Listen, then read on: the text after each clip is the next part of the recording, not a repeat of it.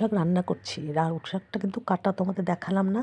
এর মধ্যে দেওয়া আছে আলু, বেগুন, বেগুনটা এখনও দিইনি, ওটা আলাদা করে রাখা আছে। আর এখানে দিয়েছি শিম, আলু, এগুলো দিয়েছি। আর দিয়েছি আমি কিছুটা বিনস। তো লাউ শাকটাকে রান্না করবো। দেখো, পোস্ত আর তিল ভিজিয়ে রেখেছি, আর কিছুটা নারকেল কোড়া নিয়েছি। দেখো, ওটাকে বেটে নিয়েছি। এবার আমি লাউ শাকটাকে অল্প জল দিয়ে সিদ্ধ করতে বসিয়ে দিয়েছি আগে। খুব ভালো মতো সিদ্ধ হয়ে গেছে। এবার বেগুনটাকে দিয়ে দিয়েছি। ফোড়নে দেবো কালো জিরে আর একটা শুকনো লঙ্কা। ফোড়নটা ভাজা ভাজা হলে এর মধ্যে আমি যে শাকটা সিদ্ধ করে রেখেছি সেটা কিন্তু দিয়ে দেবো।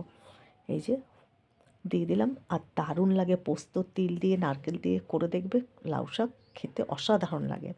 তো দেখো, লাউ শাকটা কিন্তু একেবারে হয়ে এসছে। এবার আমি এর মধ্যে দিয়ে দেবো পোস্ত আর তিল বাটা। এই যে পোস্ত আর তিল বাটাটা দিয়ে দিলাম। আর এখানে আমি চিনি ব্যবহার করলাম না, এর মধ্যে আমি 3-4টে বাতাসা দিয়ে দিয়েছি। লাল বাতাসা ছিল ঘরে, সেটা দিয়ে দিয়েছি।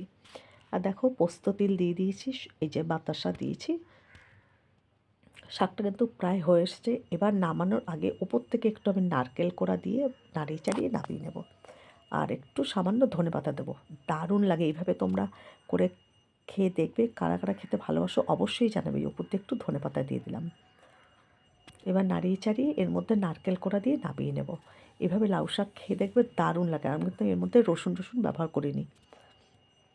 দেখো, একদম রেডি হয়ে গেছে কিন্তু এটা। এবার নামানোর সময়, আর একদম মাখা মাখা অবস্থা নামাবো। নামানোর সময় আমি একটু নারকেল কোড়া ওপর দিয়ে ছড়িয়ে তারপরে একটু নাড়িয়ে নামিয়ে নেব। এই যে কিছুটা নারকেল নিয়েছি।